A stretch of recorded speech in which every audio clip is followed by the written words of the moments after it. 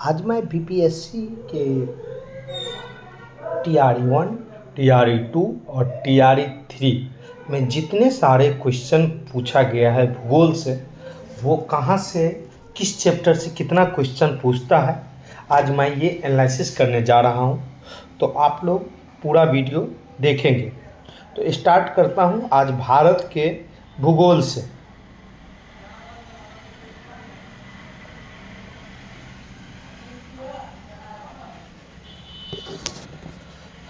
सबसे पहले ये देखिए TRE 3 में और TRE 2 दोनों में पूछा है ये, और ये TRE 3 में भी पूछा है, TRE 2 में भी पूछा है कि भारत देश की अधिकतम अंतर्राष्ट्रीय सीमा है, तो वह जो है सो आपको क्या है।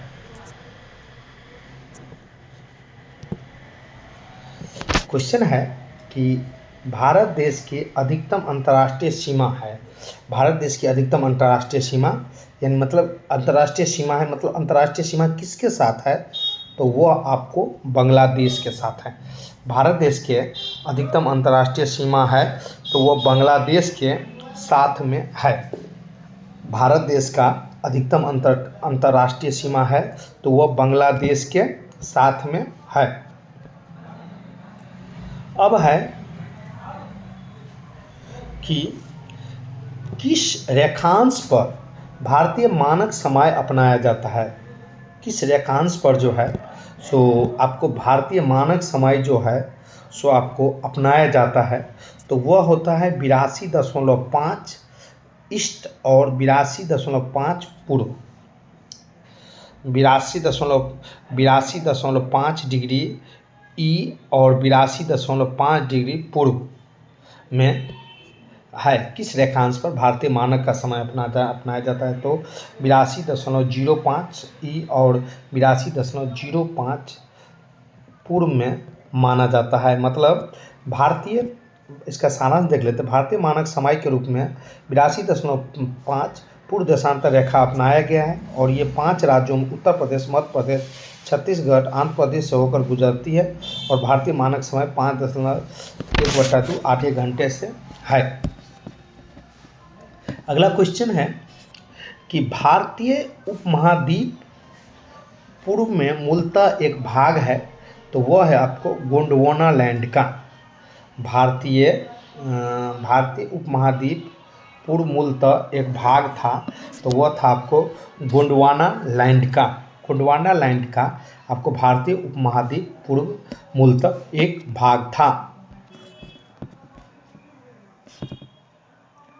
अब है कि दक्षिण प्रायद्वीपीय उच्च भूमि का भाग है, तो वह आपको गोंडवाना लैंड है। अभी आपको ये पूछा ही था, और फिर जो है ये 2023 में ये फिर से ये क्वेश्चन पूछ दिया, तो इसी कारण ये रिपीटेड क्वेश्चन टीचर वाला में ज़्यादा पूछता है। दक्षिण प्रायद्वीप उच्च भूमि का भाग है, तो वो आपको गोंडवाना लैंड है। दक्षिण प्रायद्वीप उच्च भूमि का जो भाग है तो वो आपको गोंडवाना लैंड है। अब है कि सूर्य से पृथ्वी की कितनी दूरी है। सूर्य से जो है पृथ्वी की कितनी दूरी है, तो वह है आपको 99 मिलियन लगभग। सूर्य से पृथ्वी की कितनी दूरी है, तो 99 मिलियन मील है। सूर्य से पृथ्वी की कितनी दूरी है, तो वह 99 मिलियन मूल है। निम्नलिखित नगरों में से कौन सा नगर कर्क रेखा के उत्तर में अवस्थित है, तो वह है आपको आइजोल। आइजोल जो है सो आपको कर्क रेखा के उत्तर में अवस्थित है, तो वह क्या है आपको आइजोल है। निम्नलिखित नगरों में से कौन सा नगर कर्क रेखा के उत्तर में स्थित है, तो वह आइजोल है। भारत के कर्क रेखा के उत्तर में अवस्थित नगरों में आइजोल शामिल है, जबकि भोपाल और रांची कर्क रेखा के दक्षिण में अवस्थित है। तो जैसे इस बार पूछा कि भारत के कर्क रेखा उत्तर में कौन सा नगर अवस्थित है, तो वो आइजोल है। तो अगले बार ऐसे क्वेश्चन आ सकता है कि कर्क रेखा दक्षिण में अवस्थित क्या है, तो कौन सा है, वो भोपाल है, और क्या है, तो वह रांची है। अब है कि भारत का सबसे शुष्क स्थान कौन सा है? तो वह आपको जैसलमेर है। भारत का सबसे शुष्क स्थान कौन सा है? तो वह आपको जैसलमेर है। भारत का सबसे शुष्क स्थान कौन सा है? तो वह आपको जैसलमेर है।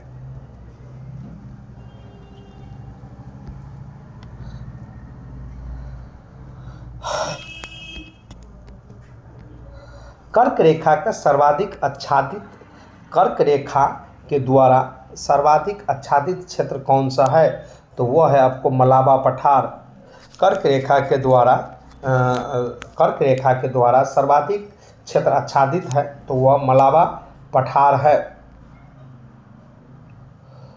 अब है कि उत्तराखंड का कौन सा जिला तिब्बत सीमा से नहीं लगा है? तो वह आपको अल्मोड़ा जो है सो आपको तिब्बत सीमा से आपको नहीं लगा है। उत्तराखंड का अल्मोड़ा जिला तिब्बत सीमा से नहीं लगता है। अल्मोड़ा जिला उत्तराखंड के कुमाऊं प्रभाग के जिला में है। इसका मुख्यालय अल्मोड़ा है। यह समुद्र तल 1638 मीटर ऊंचा है। तो यदि अल्मोड़ा की बात किया जाए तो इसका समुद्र तल कितना है? तो वह आपको 1638 मीटर जो है सो आपको ऊंचा है। तो उत्तराखंड का कौन सा जिला तिब्बत सीमा में नहीं लगता है? तो वह है आपको अल्मोड़ा। अब है कि किस पठार पर कर्क रेखा तथा भारतीय मानक के समय रेखा एक दूसरे को काटती है? तो वो आपको बेगेल खंड है।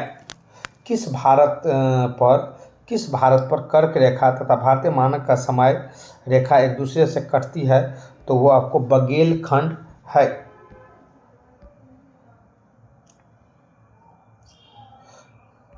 अब हम आ रहे हैं पर्वतीय पठार एवं मैदानी क्षेत्र के प्रमुख दर्रे में। भारत के कुल भूमि क्षेत्र में पर्वतों का हिस्सा कितना है? तो वह है आपको 30%। भारत में कुल भूमि क्षेत्रों का प्रतिशत कितना है? तो वह आपको 30% है। भारत में कुल भूमि क्षेत्रों में पर्वतों का हिस्सा कितना है? तो वह आपको 30% है।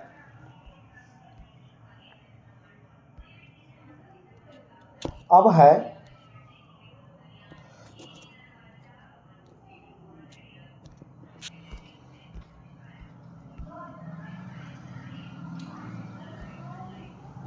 कि भारत के सबसे ऊंची पर्वत श्रेणी कहते हैं तो उसे कहते हैं भारत की सबसे ऊंची पर्वत श्रेणी कहते हैं तो किसे कहते हैं? K2 को। भारत के सबसे ऊंची श्रेणी किसे कहते हैं? तो वह K2 को कहते हैं। अब इसका सारांश देख लेते हैं। कहता है कि भारत का सर्वोच्च पर्वत श्रेणी गॉडविन आस्टीन K2 है। गॉडविन आस्टीन K2 है। काराकोरम श्रेणी इस शिखर की ऊंचाई 6611 मीटर है। जबकि भारत में स्थित हिमालय का सर्वोच्च चोटी कंचनजंगा है। सिक्किम के उत्तरी नेपाल के भारत सीमा में कंचनजंगा तीसरी सबसे ऊंची श्रेणी है। तो मतलब ये हो गया यहाँ कि भारत का सर्वोच्च पर्वत श्रेणी कौन सा है? तो वह है गॉडविन आस्टीन 2। तो ऐसे क्वेश्चन आ सकता है कि आपको इस शिखर की ऊंचाई कितना है? तो कितना है? 6611 मीटर है। भारत के पूर्वी घाट में सबसे ऊंची चोटी कौन सा है? तो भारत के सबसे पूर्वी घाटी में सबसे ऊंची चोटी आपको महेंद्रगिरी है। महेंद्रगिरी। भारत के पूर्वी घाट में जो है सो सबसे ऊंची चोटी कौन सा है? तो वो आपको महेंद्रगिरी है।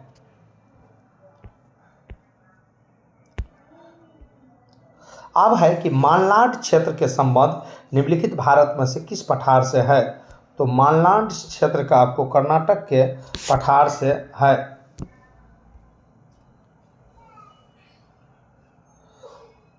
मालनाड क्षेत्र का संबंध भारत के किस पठार से है? तो वो आपको कर्नाटक कर्नाटक पठार से है मालनाड क्षेत्र का संबंध।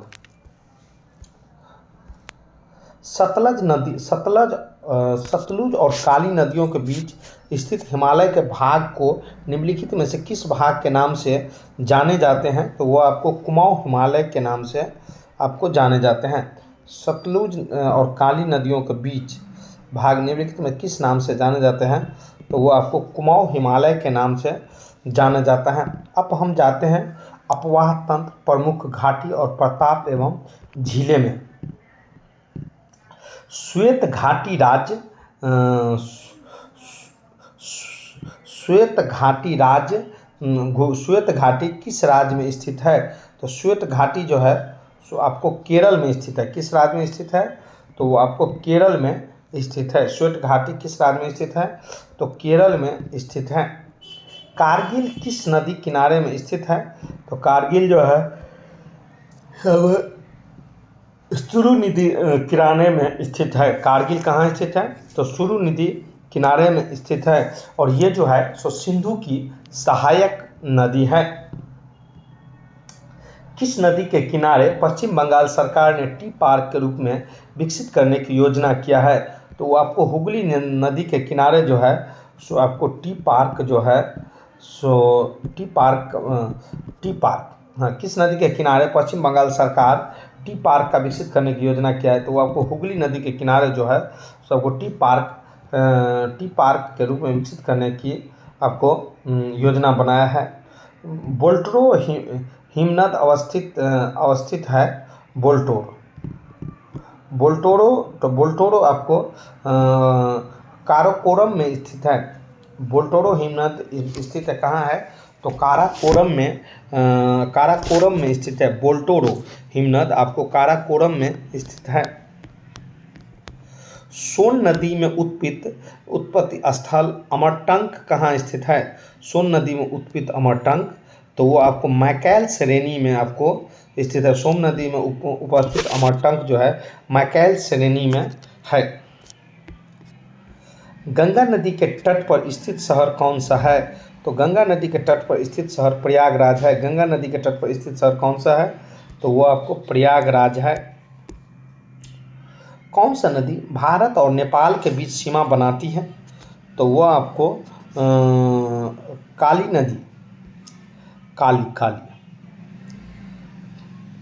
काली नदी जो है सो आपको भारत और नेपाल के बीच जो है सो सीमा बनाती है। चाप झील पाई जाती है। चाप झील कहाँ पाई जाती है? तो वह आपको नदी घाटियों में चाप झील पाई जाती है। कहाँ पाई जाती है? तो नदी घाटियों में चाप झील आपको पाए जाते हैं। चाप झील कहाँ पाया जाता है? तो नदी घाटियों में। चिनाब नदी अंततः सिंधु नदी में कहाँ मिलती है? चिनाब नदी तो चिनाब नदी आपको मिथन कोट में आपको मिलती है। चिनाब नदी अंततः सिंधु में कहाँ मिलती है? तो मिथन कोट में जो है सो चिनाब नदी अंततः सिंधु में मिथन कोट में मिलती है। निम्नलिखित नदियों में से सबसे बड़ा जलग्रह क्षेत्र किसका है? तो वह है आपको पोनानी का जो है सो सबसे आपको बड़ा जलग्रह क्षेत्र है पोनानी। कोसी मैदान का आपको समुद्र तल की औसत ऊंचाई क्या है? कोसी मैदान का तो वो आपको 30 मीटर है। कोसी मैदान का जो है सो समुद्र तल का औसत ऊंचाई कितना है? तो 30 मीटर है।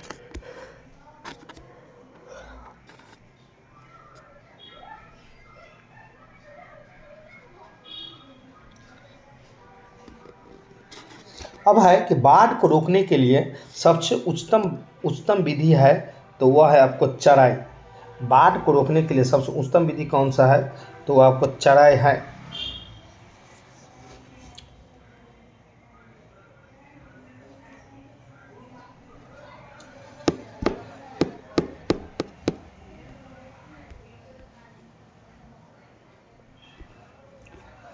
प्रति व्यक्ति प्रति वर्ष जल की उपलब्धता के आधार पर भारत में विश्व का स्थान क्या है?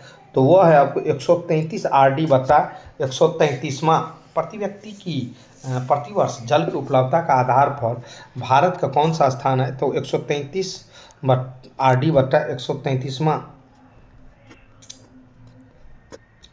कांटेदार जंगल नहीं पाए जाते हैं आपको, तो वो आपको पाए जाते हैं तमिलनाडु में। कांटेदार जंगल जो है सो आपको तमिलनाडु में नहीं पाए जाते हैं। भारत के उष्णकटिबंधीय वर्षा वन पाए जाते हैं, तो वह पाए जाते हैं आपको हिमाचल प्रदेश में। सॉरी, भारत के उष्णकटिबंधीय वर्षा वन पाए जाते हैं, तो वह आपको उष्णकटिबंधीय क्षेत्र जो पाए जाते हैं तमिलनाडु तट पर, और कहा जाना चाहिए तो अंडमान निकोबार द्वीप समूहों में पाए जाते हैं। तमिलनाडु तट पर लक्षद्वीप एवं अंडमान निकोबार द्वीप समूह पाए जाते हैं। यह वन भारत के पश्चिमी घाट, असम के ऊपरी हिस्से, तमिलनाडु तट, लक्षद्वीप, अंडमान निकोबार, तो इसी कारण इसका विकल्प जो है सबको सही होगा। अब है कि चट्टान, शैल और मृदा से लेते हैं क्वेश्चन।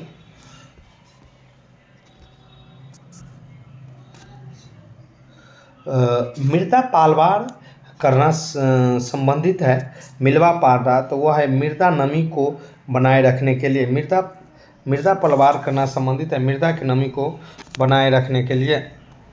गंगा के मैदान किस प्रकार की मिट्टी से भरा है, तो गंगा के मैदान कहा जाए तो वह जलोढ़ मिट्टी से आपको भरा है। गंगा के मैदान किस प्रकार के मिट्टी से भरा होता है, तो वह आपको जलोढ़ मिट्टी से जो है तो आपको भरा रहता है। किस प्रकार के सबसे अधिक लेटराइट मिट्टी है, तो वह है आपको मेघालय में आपको है। किस राज्य में सबसे अधिक लेटराइट मिट्टी है, तो वो आपको मेघालय में है। किस राज्य में सबसे अधिक लेटराइट मिट्टी है, तो वो आपको मेघालय में है।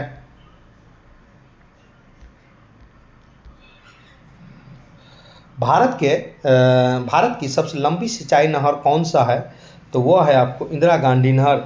इंदिरा गांधी नहर जो है सो आपको भारत की सबसे लंबी सिंचाई नहर है। निम्नलिखित में से कौन सी भारत की सबसे लंबी नहर है, तो वह है आपको देखिए दो बार क्वेश्चन पूछ दिया है इसमें। इंदिरा गांधी नहर है। भारत में पानी का सर्वाधिक उपयोग किस प्रयोजन के लिए किया जाता है, तो वह किया जाता है आपको सिंचाई के लिए। भारत में जो है पानी का सर्वाधिक उपयोग किसके लिए किया जाता है, तो वह आपको सिंचाई के लिए किया जाता है।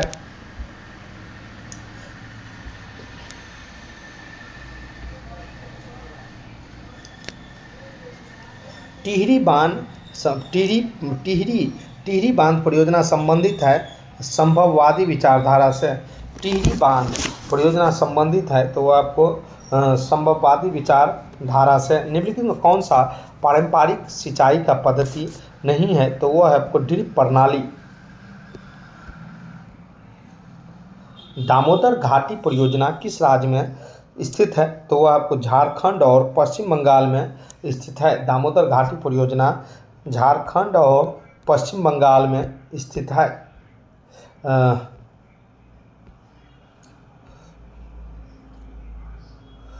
1954 में किन दो देशों के बीच कोसी सिंचाई एवं जल विद्युत परियोजना का समझौता हुआ था, तो वह हुआ था आपको भारत और नेपाल के बीच।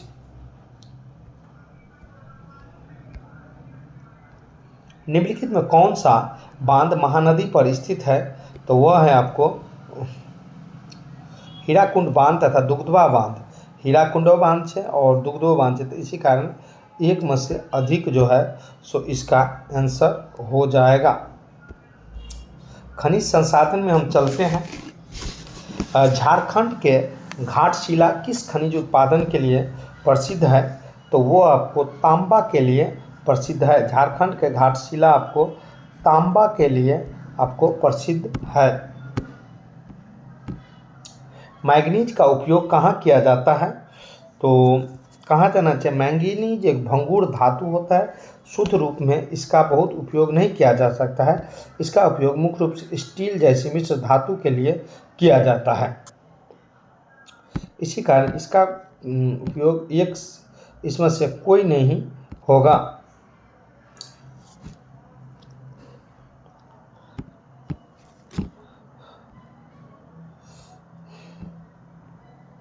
निम्नलिखित में से कौन सा ऊर्जा पारंपरिक स्रोत नहीं है? तो वो है आपको पवन ऊर्जा जो है सो आपको पारंपरिक स्रोत नहीं है। मोनाजाइट रेत पर निम्नलिखित में कौन सा खनिज पाया जाता है? तो वो आपको थोरियम पाया जाता है। मोनोजाइट रेत पर आपको थोरियम पाया जाता है।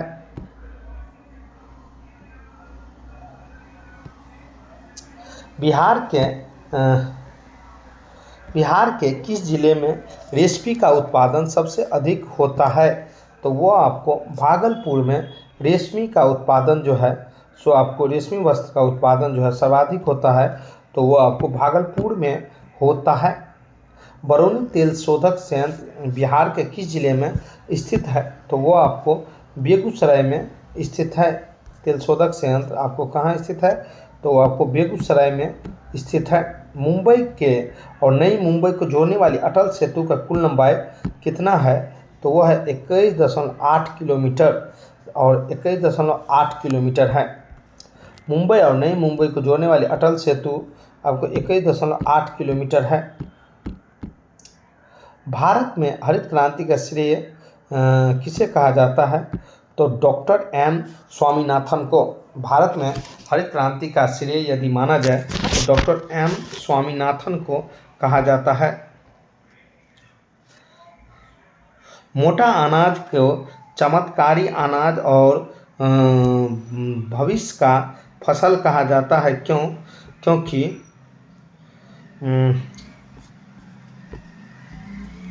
निम्नलिखित में से कौन सा उड़ीसा का स्थानांतरण कृषि है?